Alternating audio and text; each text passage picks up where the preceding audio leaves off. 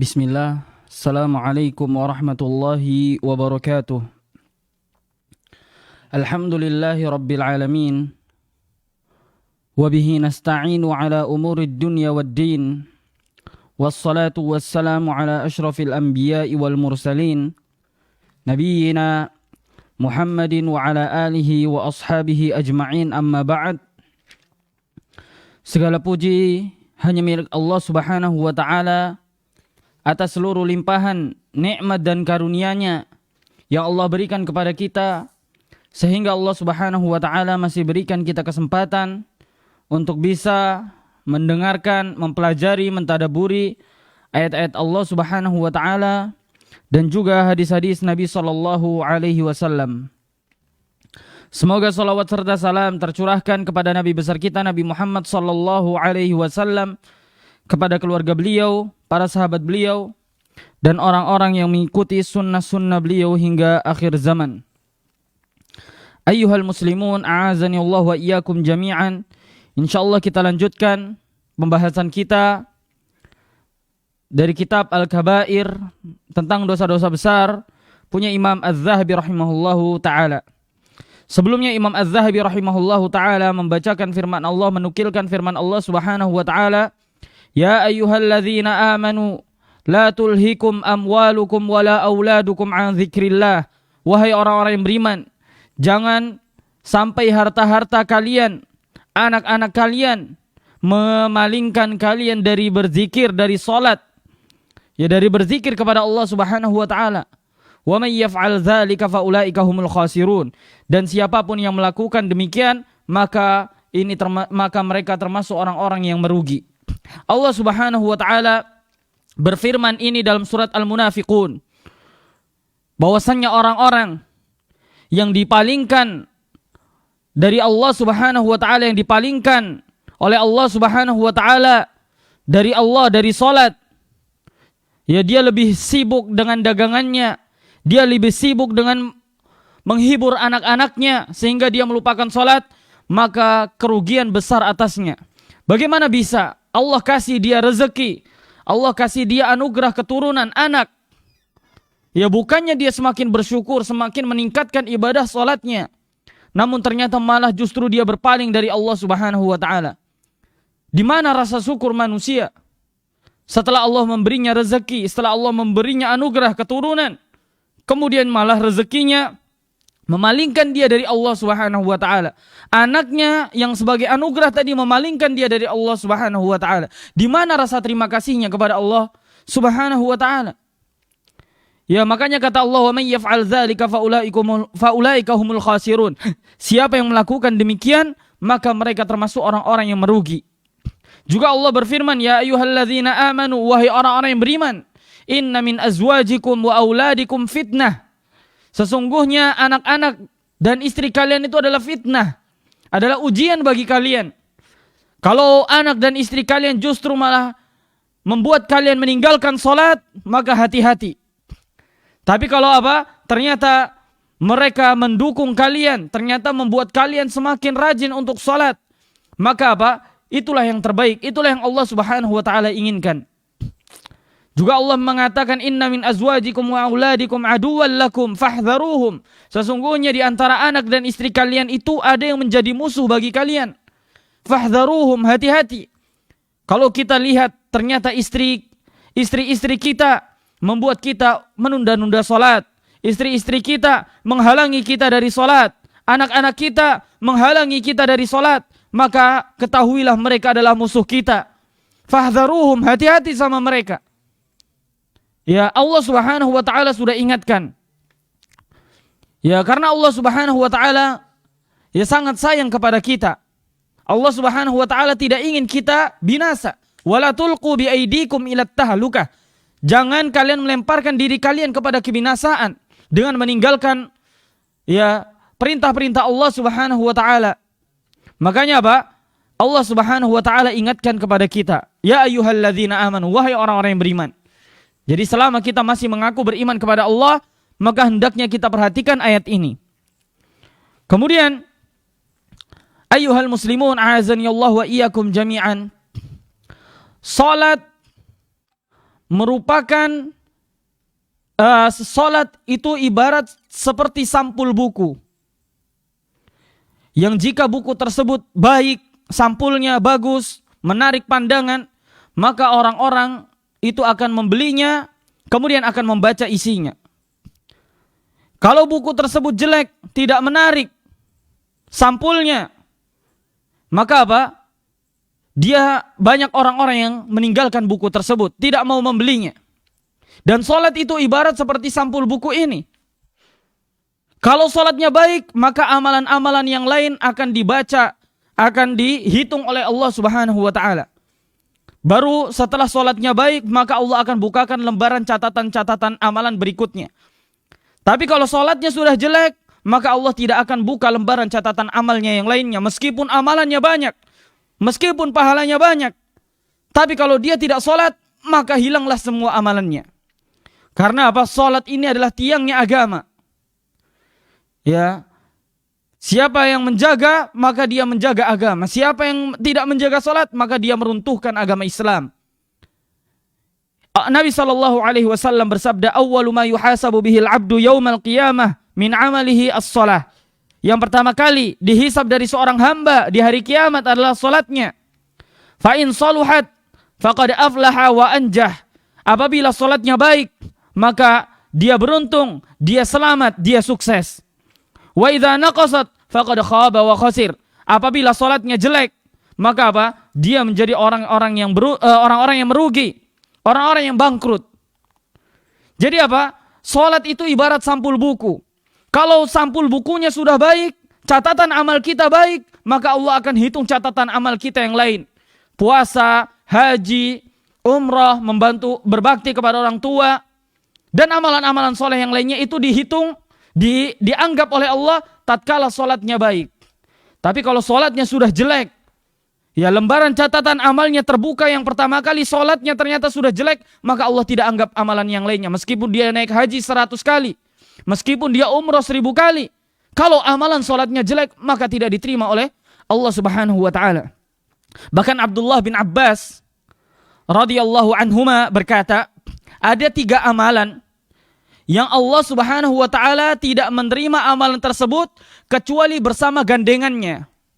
Jadi ada 3 amalan yang digandengkan oleh Allah Subhanahu wa taala, yang mana 3 amalan tersebut tidak diterima oleh Allah kecuali gandengannya disertakan. Ya, yang pertama yaitu adalah salat dan zakat. Ya, Allah mengatakan wa aqimus salata wa atuz zakah. Tunaikan salat, bayar zakat. Jadi siapapun yang enggak salat, maka zakatnya enggak akan diterima oleh Allah Subhanahu wa taala. Begitu pula orang ketika dia salat, dia enggak mau membayar zakat, maka salatnya tidak diterima oleh Allah Subhanahu wa taala. Jadi dua-duanya ini harus digandengkan, kata Abdullah bin Abbas radhiyallahu anhu. Makanya Abu Bakar radhiyallahu anhu bersikeras memerangi orang-orang yang tidak mau membayar zakat. Karena apa? Selama mereka tidak mau membayar zakat, maka mereka kafir. Karena salat dan zakat ini sama kedudukannya dalam Islam. Siapa yang menunaikan salat, maka dia harus bayar zakat jika dia mampu. Dan orang yang misalnya dia salat tidak mau bayar zakat, maka pasti salatnya tidak diterima oleh Allah. Ini yang pertama. Amalan yang diterima ketika gandengannya disertakan. Kemudian yang kedua adalah menyembah hanya kepada Allah Subhanahu wa taala atau mentauhidkan Allah dan berbakti kepada orang tua. Allah mengatakan wa qadha rabbuka alla ta'budu illa iyyah wa bil walidaini ihsana. Dan Tuhanmu telah memerintahkan bahwasannya. Kemudian yang ketiga, amalan yang disebutkan oleh Abdullah bin Abbas radhiyallahu anhuma yaitu salat dan berkurban.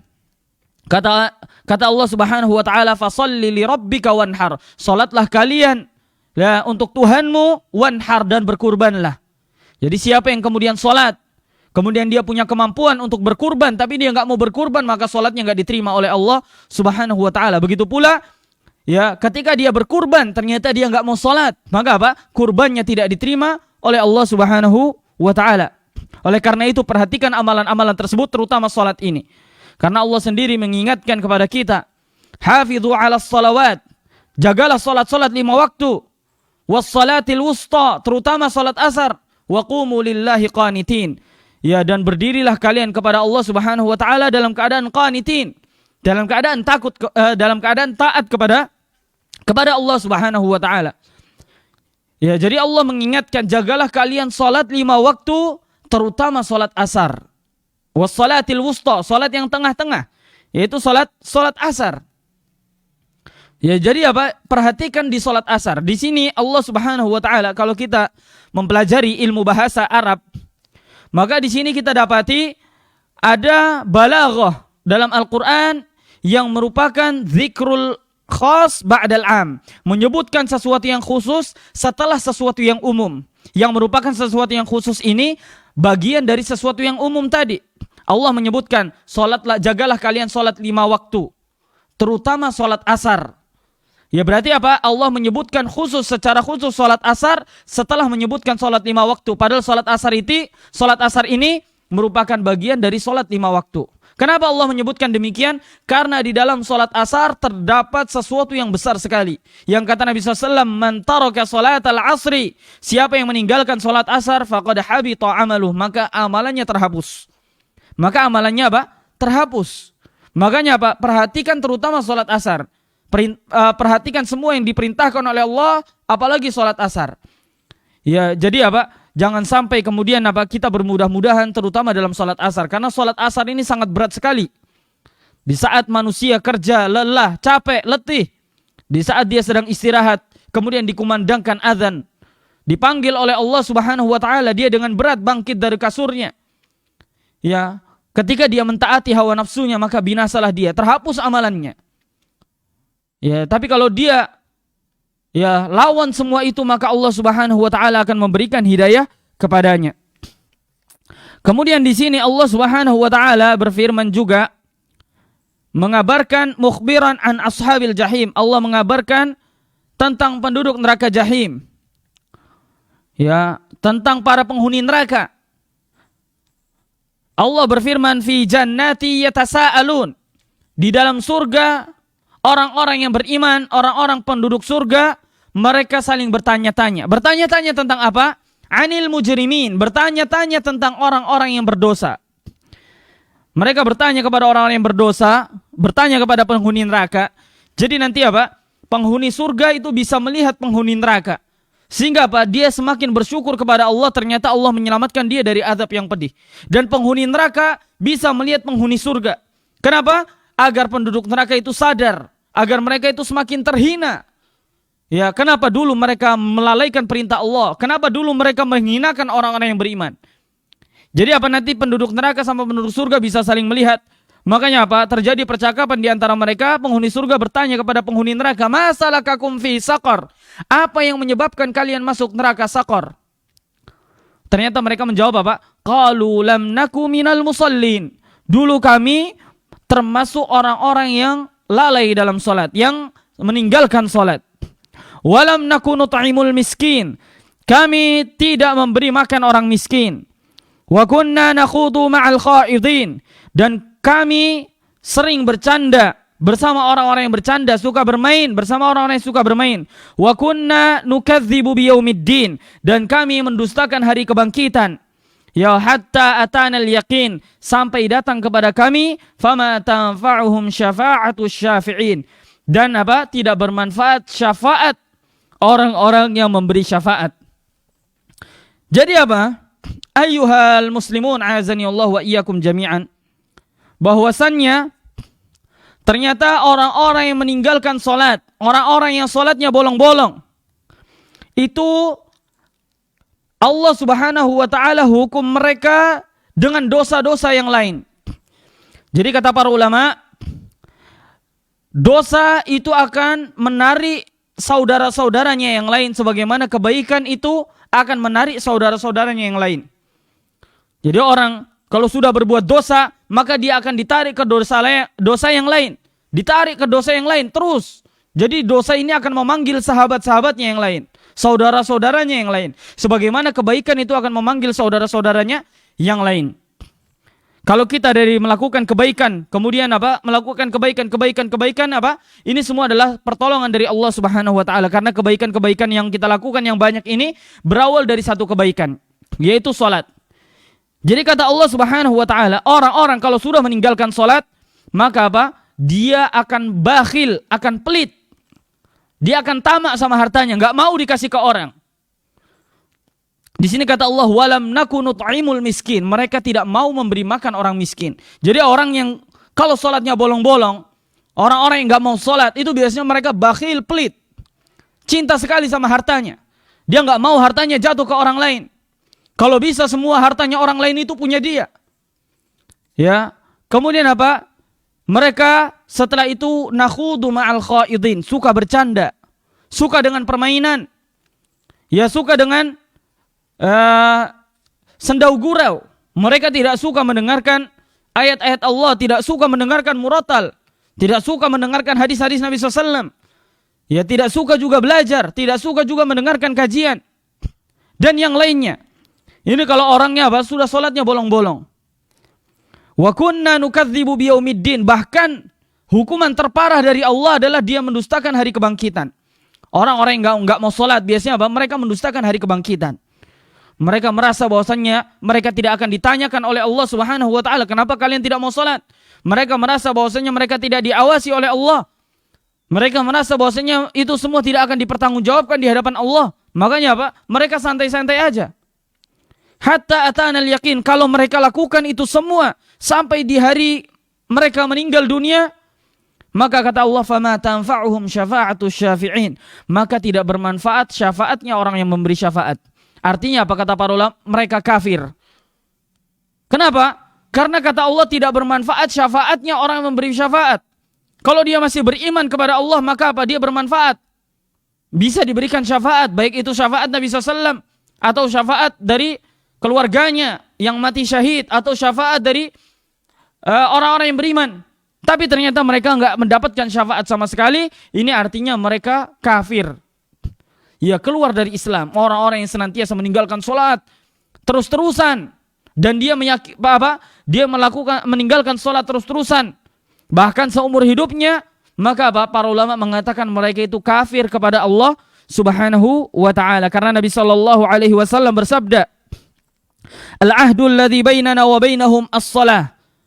Ya, perbedaan antara kami, perjanjian antara kami dengan mereka orang-orang kafir adalah salat. Ya, faman tarakaha faqad kafara. Siapa yang meninggalkan salat maka dia telah kafir. Jadi orang-orang yang sering meninggalkan salat, ya padahal dia tahu kewajiban salat, maka apa? Mereka kafir, keluar dari Islam. Ya, sebagaimana sabda firman Allah Subhanahu wa taala juga dalam surat At-Taubah. Allah Subhanahu wa taala berfirman, فَإِذَا انْسَلَخَ الْأَشْهُرُ الْحُرُمْ. Ya, apabila bulan-bulan haram itu telah berlalu, فَقَتُلُوا الْمُشْرِكِينَ, maka perangilah orang-orang musyrik, haitsu wajadtumuhum, dimanapun kalian temui. Ya, wa khuduhum wahsuruhum waq'udu lahum kulla marsad. Kepunglah mereka, tangkaplah mereka, intailah mereka. Ya, jadi apa? Kalau bulan-bulan haram ini di zaman Nabi SAW, bulan-bulan haram sudah berakhir, maka apa? Perangilah orang-orang musyrikin. Ya, kepunglah mereka, tangkap mereka, intailah mereka. Ya, tapi Allah mengatakan fa'in tabu, tapi ketika mereka dikepung, ya, atau ketika mereka tuh diintai, atau ketika mereka akan diperangi, kalau mereka bertaubat kepada Allah, fa'in tabu, kalau mereka bertaubat, wa aqamus shalah, dan dia menegakkan salat, wa atawuz zakah, dan dia membayar zakat, fakhallu sabilahum, maka hentikanlah itu semua. Jangan perangi mereka, jangan bunuh mereka. Artinya kata para ulama, orang-orang yang bertaubat kemudian menunaikan salat, membayar zakat, maka mereka itu masuk ke dalam Islam. Mereka itu adalah muslim. Begitu pula sebaliknya, orang-orang yang tidak mau salat, tidak mau bayar zakat, maka mereka kafir. Karena di sini Allah Subhanahu wa taala menjadikan patokan bahwasannya mereka tidak boleh diperangi ketika mereka bertaubat, ketika mereka melaksanakan salat dan membayar zakat. Artinya mereka muslim, makanya enggak boleh diperangi. Berarti sebaliknya, yang tidak mau salat, tidak mau bayar zakat, maka mereka keluar dari Islam. Begitu pula firman Allah Subhanahu wa taala juga dalam surat At-Taubah. Allah Subhanahu wa taala berfirman, fa in tabu wa aqamus salata wa atawuz zakata fa ikhwanukum fid din. Apabila mereka bertaubat kepada Allah mereka menunaikan salat, membayar zakat, fa ikhwanukum fid din, maka mereka itu saudara kalian di dalam agama. Di dalam agama, mereka itu saudara kalian di dalam agama. Jadi siapapun yang tidak bertaubat, tidak mau salat, tidak mau bayar zakat, maka mereka bukan saudara kalian se-Islam, seagama. Artinya mereka kafir. Ya, jadi dalil dari ayat Al-Quran dan juga dari sabda Nabi SAW bagi mereka yang tidak mau salat, meninggalkan salat, bahkan sering bolong-bolong salatnya, maka sebagian para ulama mengkafirkan mereka. Ya, sebagian para ulama mengkafirkan mereka. Bahkan para ulama tidak ragu-ragu dalam mengkafirkan orang-orang yang tidak mau salat. Bahkan Nabi SAW juga menekankan dalam hadis Sahih Bukhari dan Sahih Muslim. Nabi SAW mengatakan bainal abdi wa bainal kufri tarkus shalah.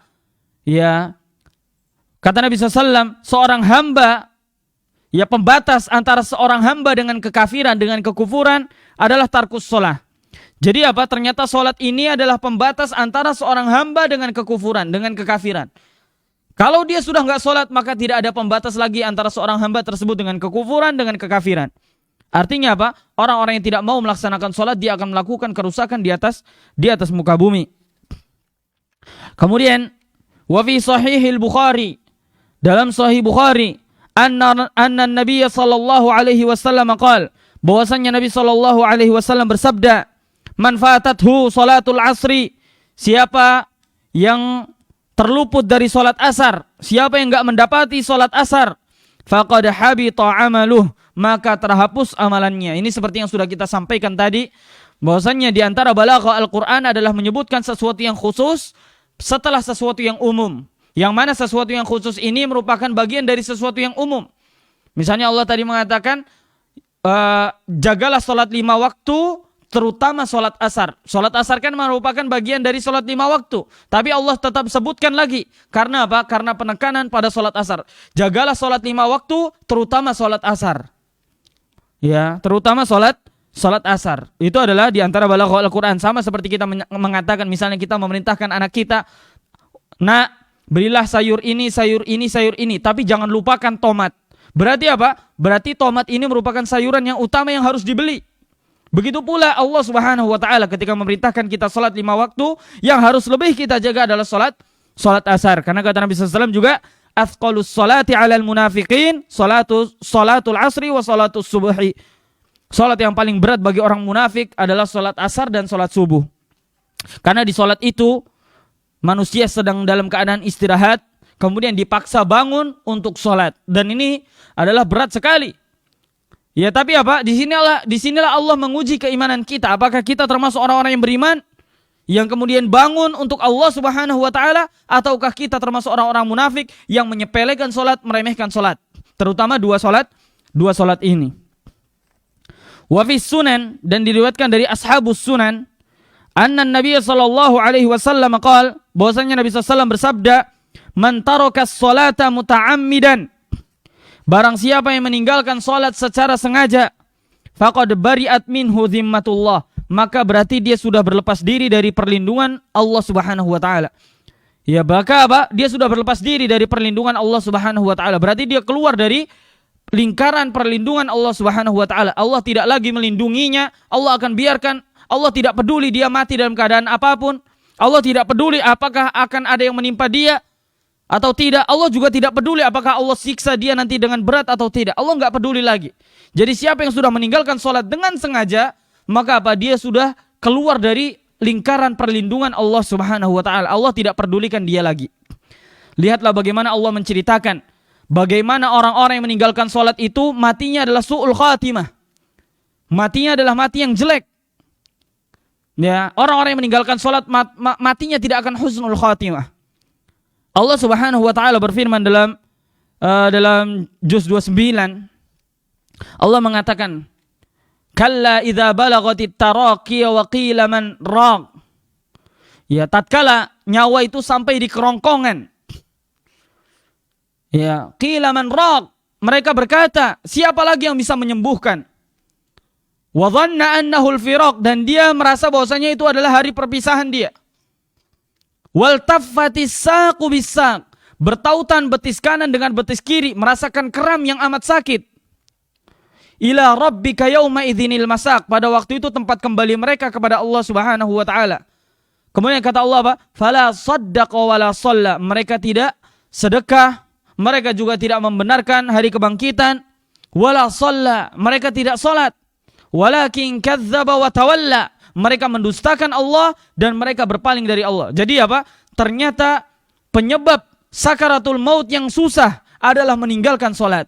Jadi siapapun yang meninggalkan salat maka dia akan menjumpai sakaratul maut yang susah, karena tadi Nabi SAW mengatakan siapa yang meninggalkan salat secara sengaja maka dia sudah keluar dari perlindungan Allah. Allah tidak akan melindunginya lagi. Allah tidak akan mempermudahnya lagi. Sampai sakaratul mautnya pun Allah susahkan mereka.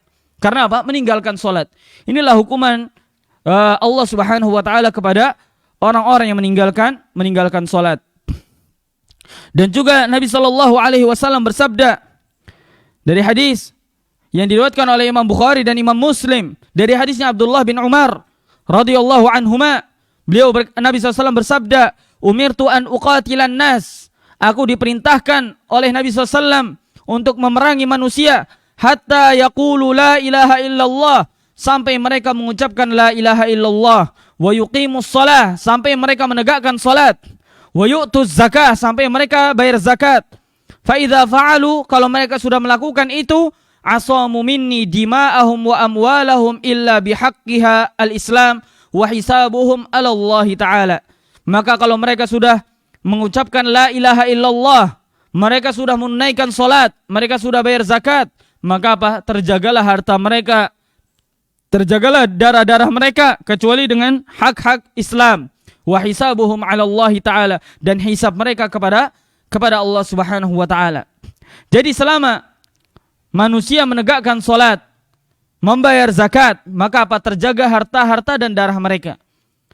Ya, kalau mereka sudah tidak mau salat, tidak mau bayar zakat, bahkan di antara mazhab Imam Abu Hanifah rahimahullahu taala atau salah satu di antara mazhab Imam Malik, bahwasanya orang yang meninggalkan salat itu apa? Hukumannya dibunuh. Bahkan dalam riwayat Abu Hanifah mereka dipenjara sampai mati, sampai dia bertaubat kepada Allah Subhanahu wa taala. Itu dalam salah satu mazhab. Jadi apa? Darah mereka, harta mereka itu terjaga selama mereka masih menunaikan salat. Jadi kalau mereka sudah enggak salat, maka apa? Ya, tidak ada lagi penjagaan atas darah dan harta mereka. Saking tingginya, saking besarnya kedudukan salat ini di hadapan Allah Subhanahu wa taala.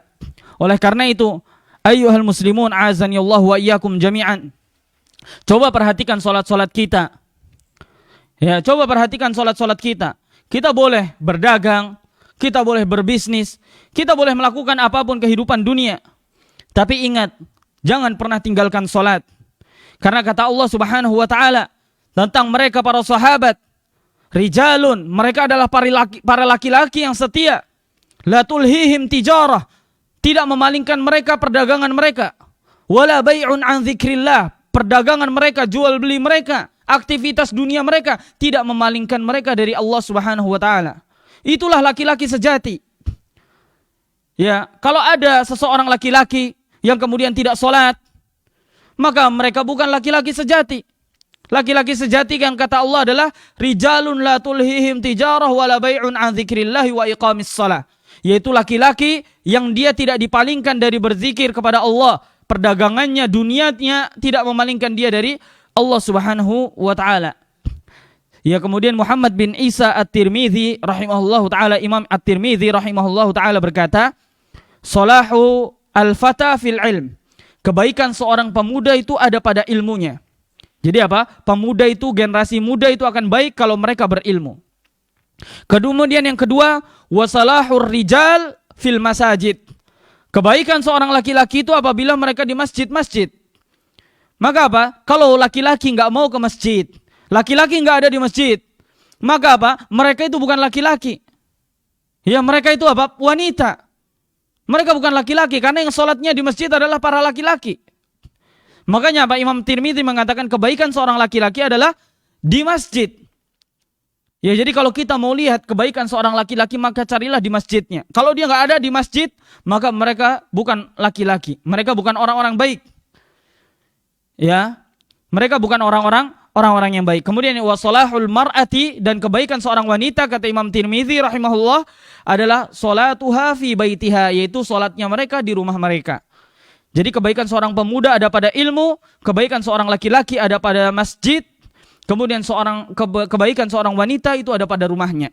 Jadi kalau 3 hal ini sudah terkumpul pada suatu negeri, maka insya Allah kebaikan akan meliputi mereka semua. Ya, insya Allah kejelekan akan dijauhkan oleh Allah Subhanahu wa taala dari mereka semua. Wallahu a'lam. Insya Allah kita cukupkan sampai di sini. Insya Allah besok kita lanjutkan pada pertemuan berikutnya penjelasan dari sabda Nabi SAW dan perkataan para ulama tentang orang-orang yang meninggalkan salat. Dan salat ini dalam kitab Imam Az-Zahabi rahimahullahu taala merupakan pembahasan yang sangat panjang. Biidznillah tabaraka wa taala insyaallah nanti kita selesaikan. Wa sallallahu ala nabiyyina Muhammad wa ala alihi wa sahbihi wasallam.